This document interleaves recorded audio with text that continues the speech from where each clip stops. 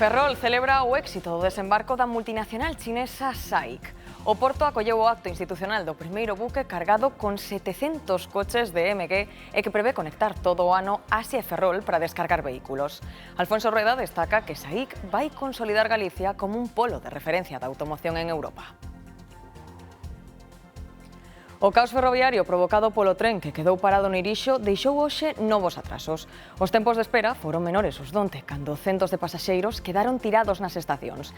A DIF aínda agarda resolver a incidencia durante esta noite. Nestes momentos, a circulación entre Ourense e o Irixo séguese facendo por unha única vía.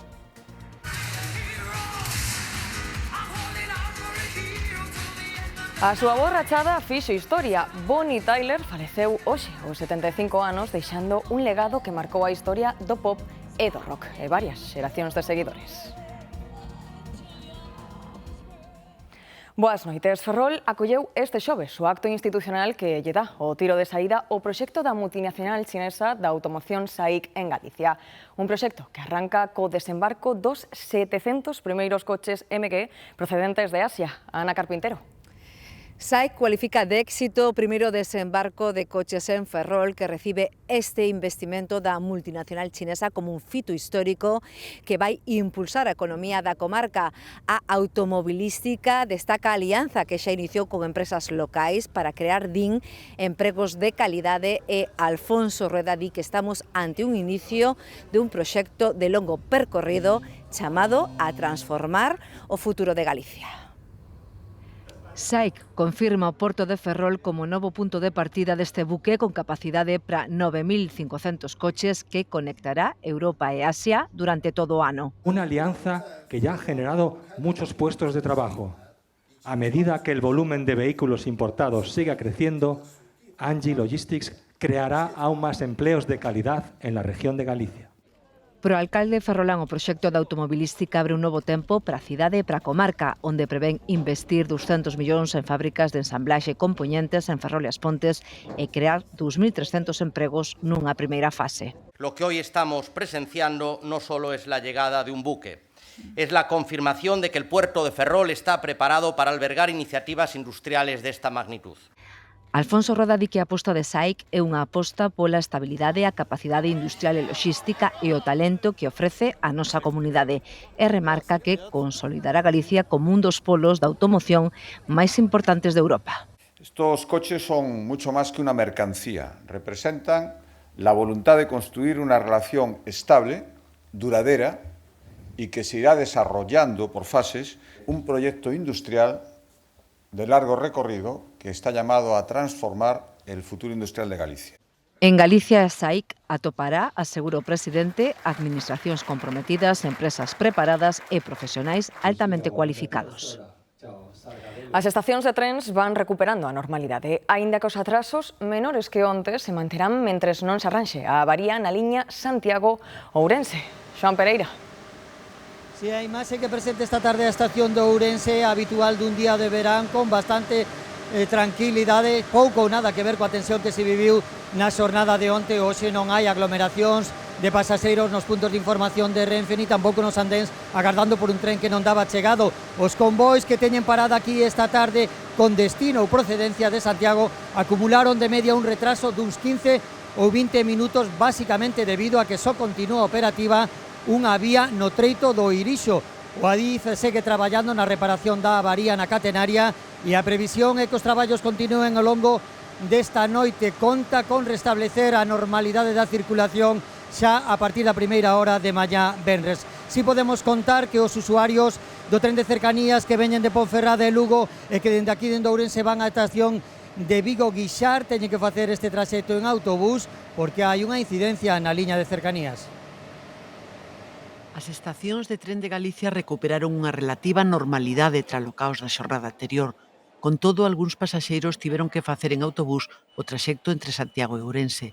E os AVE, Ablo, Albia e Rexionais sofren atrasos duns 20 minutos de media.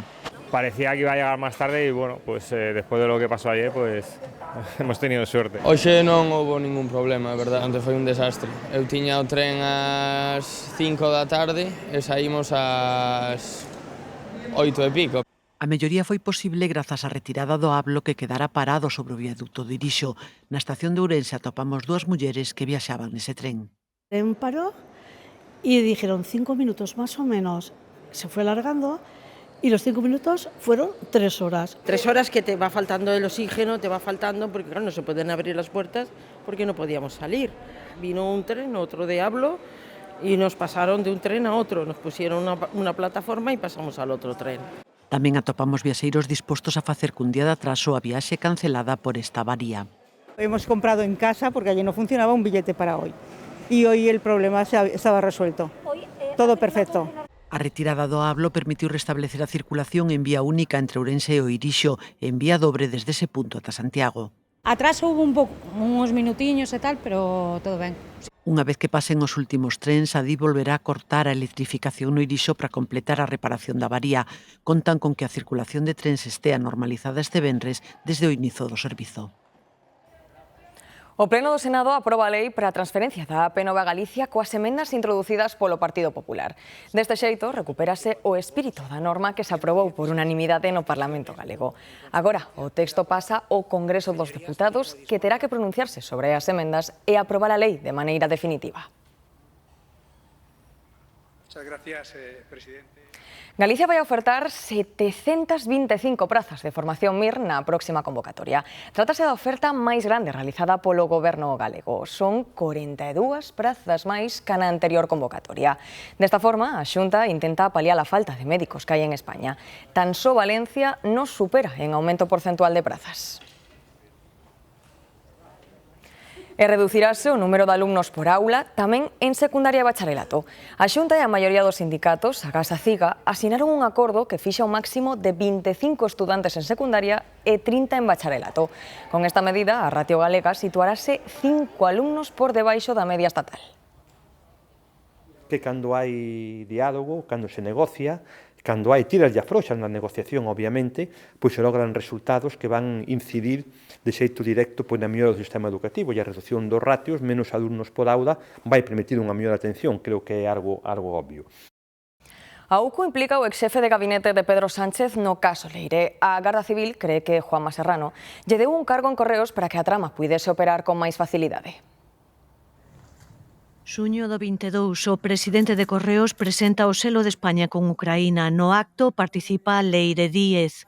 O ano seguinte un novo selo conmemora a presidencia española do Consello da Unión e de novo no evento participa a chamada fontaneira do PSOE. Agora un informe da UCO desvela como conseguiu ese posto de traballo. O expresidente da SEPI, Vicente Fernández, tamén imputado nesta causa, encargouse de enchufala. O que falamos de Leire podíamos poñelo xa en marcha, pregúntalle o daquela presidente de Correos, a Juanma Serrano. O pouco, Leire interésase pola resposta. Non te preocupes que o teu sae, dille Fernández. Despois de analizar numerosas mensaxes, a UCO considera que Juanma Serrano, que antes fora xefe de gabinete de Pedro Sánchez no PSOE, xogou un papel relevante na trama investigada. O xuíz Pedraz terá agora que decidir se tamén imputa a quen foi man dereita do presidente. Con Sánchez en el gobierno, el país asiste a un auténtico carrusel delictivo. Este xoves o magistrado tamén escoitou o testemuño de 2 empresarios imputados noutro caso, no da fraude dos hidrocarburos.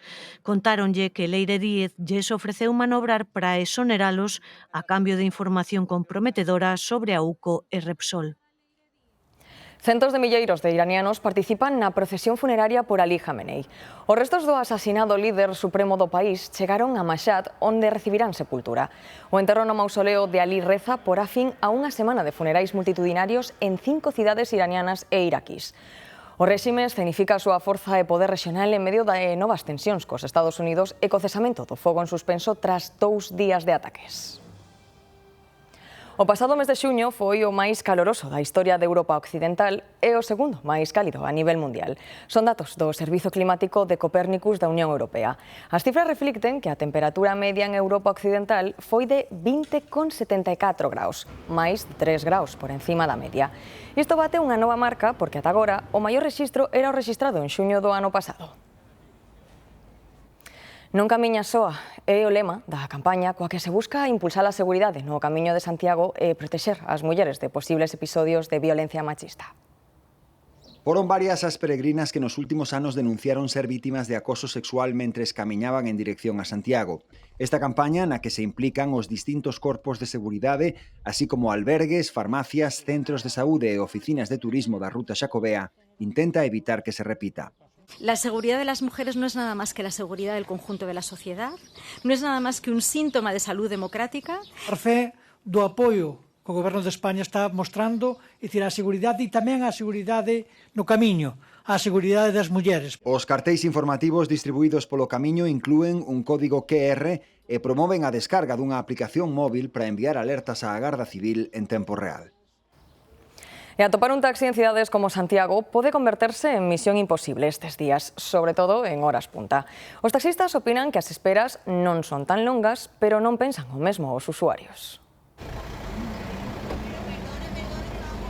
Situacións como esta danse en todas as cidades, en Santiago tamén. A veces sí, a veces no. Sí. Ahora estoy esperando 5 minutos. Ao final foron máis de 5 e é que en horas punta os taxistas non dan feito. A xente queixase, claro, é un problema de capacidade, non? De alta demanda e poucos taxis, sobre todo no verán. Son 144 en Santiago, unha frota que ten aprobadas 29 licencias máis que están en trámite de licitación. Cando van a vir? Porque eu realmente cando as necesite ahora no verán. Eu para o inverno non me fa falta ningunha 29 licencias máis. Esta situación agravada nos últimos 4 anos é malo para o gremio do taxi, é malo para o sector do turismo, é malo para a veciñanza de Compostela, é malo para a imaxe da cidade. De medios turistas agardan por un taxi 20 minutos. 20 minutos mete bastante presión, non só o viaxeiro, senón que mete presión tamén na propia recepción do hotel. Non é unha espera excesiva, temos que ter en conta tamén o tema do tráfico. Necesitamos máis carriles bus-taxi, que non dan chegado. Este problema crea situacións extremas. Directores de hotéis de 5 estrelas colleron o seu vehículo particular para levar viaxeiros ao aeroporto en casos extremos, claro. Pero os casos extremos sempre se van dar, pero o problema non son os casos extremos. O problema é o día a día.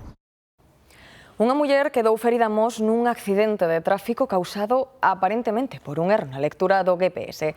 Aconteceu ás 3 da tarde no enlace de Puxeiros da A55. A muller tentou incorporarse á autovía por un carril de saída e bateu de fronte contra outro vehículo. A condutora foi trasladada ao Hospital Fátima de Vigo. Un devastador incendio nunha fábrica de calzado na China deixa un balance provisional de 28 mortos. As lapas devoraron case a totalidade do edificio e moitos traballadores quedaron atrapados na azotea. O propio presidente chino, Xi Jinping, anunciou a apertura dunha investigación e salientou a gravidade do sinistro que comezou na planta baixa ao mediodía, hora local. Non se desbota que siga aumentando o número de vítimas.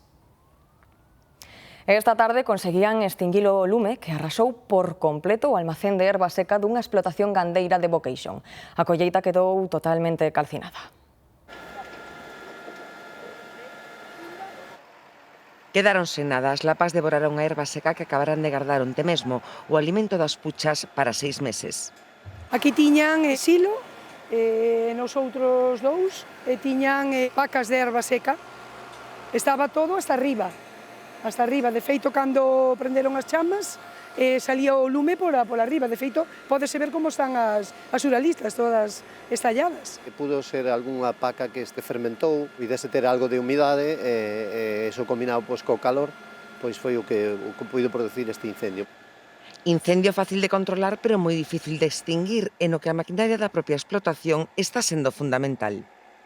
Agora están sacando todas as pacas para esta finca de millo, e nada, están as tratando de estender porque seguen ardendo. Complicado, de moito tempo para traballalo e todo o demais, non? A maquinaria agrícola que temos e mesmo os propietarios son os que están a facer o desescombro das pacas que están aí no interior, desabastecendo e desalimentando o que é o incendio, non?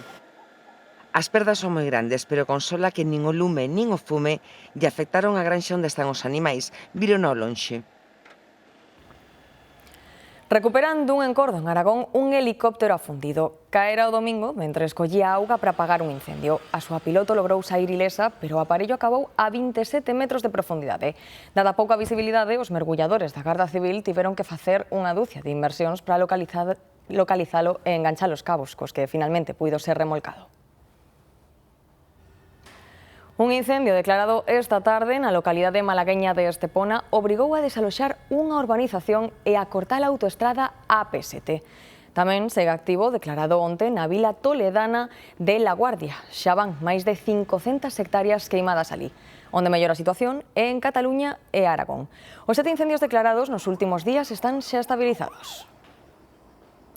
Desaparece un bebé dun hospital de Gandía. A nena, de 7 días, estaba na unidade de neonatos dunha clínica da localidade valenciana.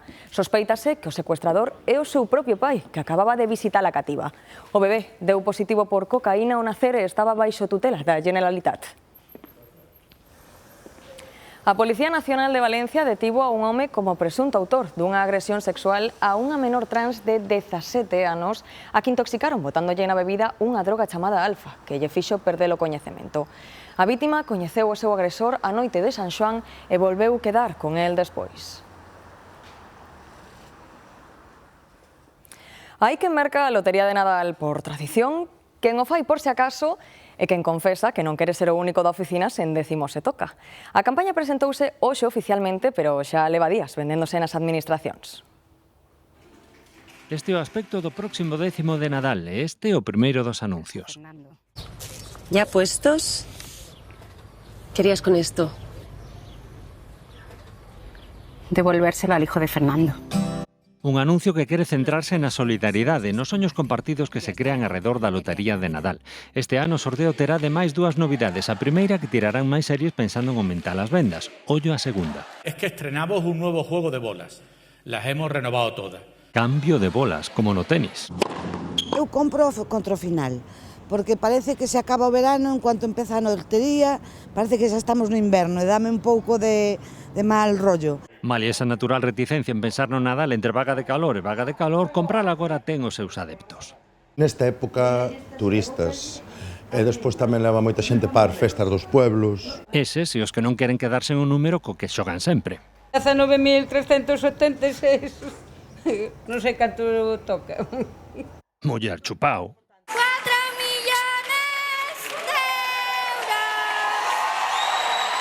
Casas Novas reúnen a Coruña algúns dos mellores xinetes, amazonas e cabalos do panorama internacional. Hai 130 cabalos inscritos que competirán a partir de mañá no concurso de saltos internacional. Pero primeiro tiveron que completar hoxe esta tradicional inspección veterinaria. Un control obrigatorio no que se revisa o estado físico e de saúde de todos os cabalos para comprobar que están en condicións de competir.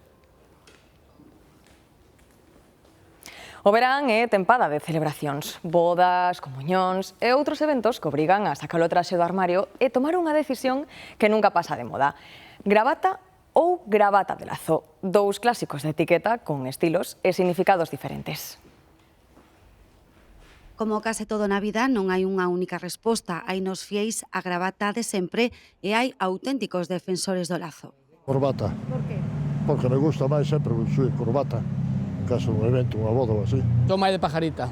Por qué? A corbata enganchase nos platos da comida, cousas así. Non me gusta tanto. Gusta máis a pajarita.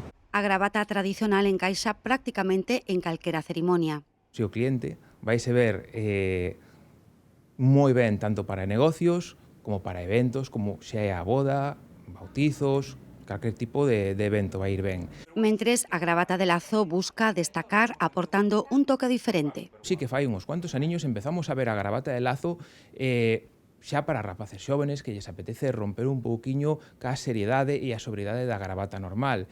Dous estilos distintos e dúas formas de entender a elegancia, pero cun mesmo obxectivo, acertar en cada celebración. A pajarita non é máis para algo máis, non sei, algo máis, un protocolo máis diferente, non.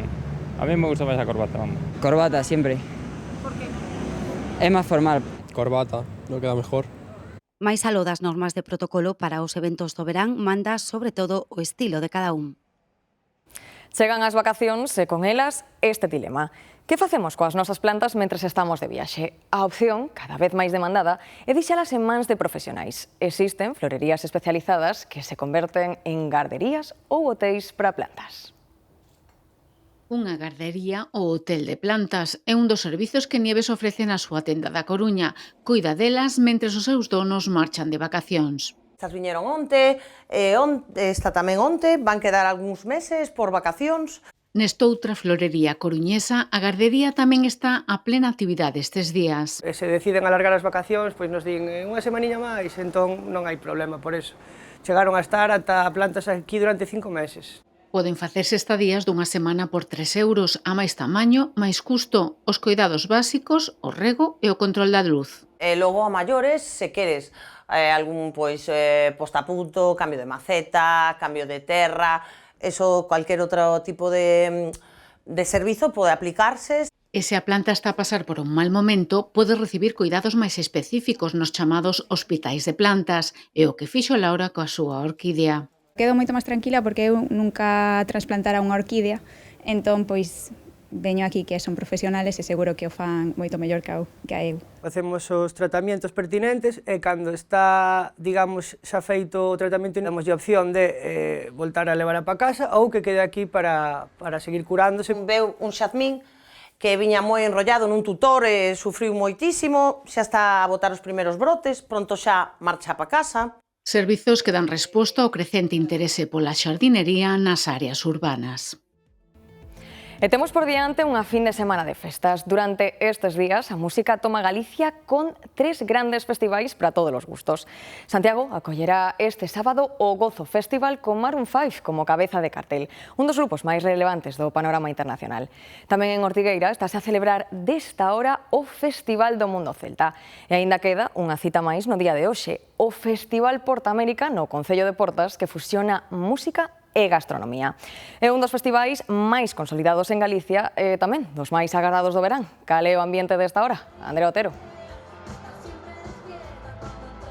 Pois, Antía, moito e moi bo ambiente nesta primeira xornada do Portamérica. Aquí nesta azucreira de Portas agora mesmo está sonando a artista pop Marina Reche e nun sintres vai ser a quenda dunha das artistas máis agardadas desta edición. Ás 11:15 neste mesmo escenario Xacobeo vai estar actuando a artista catalana Rigoberta Bandini. E tamén teremos, por suposto, copra música galega. Hoxe actúan Fillas de Casandra e de Rapas e nos vindeiros días outros artistas daqui da terra como Grande Amore ou Xoel López. Son 3 días cargados de música e tamén de gastronomía, xa que os mellores chefs, unha vintena de estrelas Michelin, están ofrecendo petiscos. Quedan por diante outros 2 días de festival con artistas da talla de Amaya, Hombres G, M-Clan ou Dani Martín.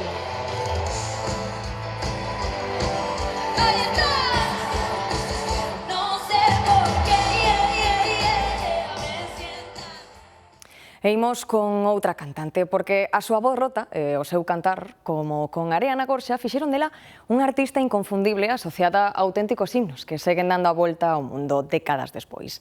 Hoxe despedímolas con algunhas desas cancións súas, porque morreu aos 75 anos Bonnie Tyler. Ocorre en 1977, operación das cordas vocais. O médico prohíbelle falar durante semanas e ela, un día, acaba botando un berro. Entón, rompe para sempre a voz. It's a heartache, nothing but a heartache. Pero sempre soubo que seguiría cantando. I knew in my heart I'd still be singing. Ela era galesa, filla dun mineiro e dunha ama de casa que lle transmitiu o amor pola música. And I'm gonna break through. All I need is love. A súa época dourada, os anos 80, Bonnie Tyler era xa toda unha lenda.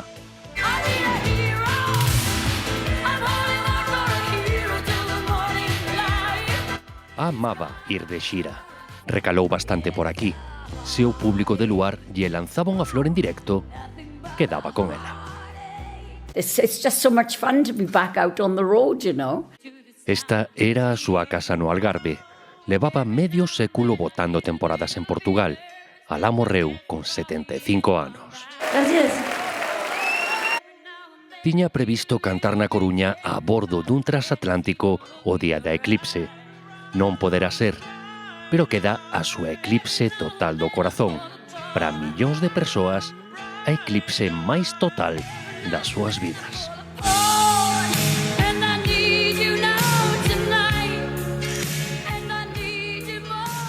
E con esta canción despedimos tamén o telexornal, lembrando así a Bonnie Tyler. Que pasen unha boa noite. Moitas grazas por acompañarnos.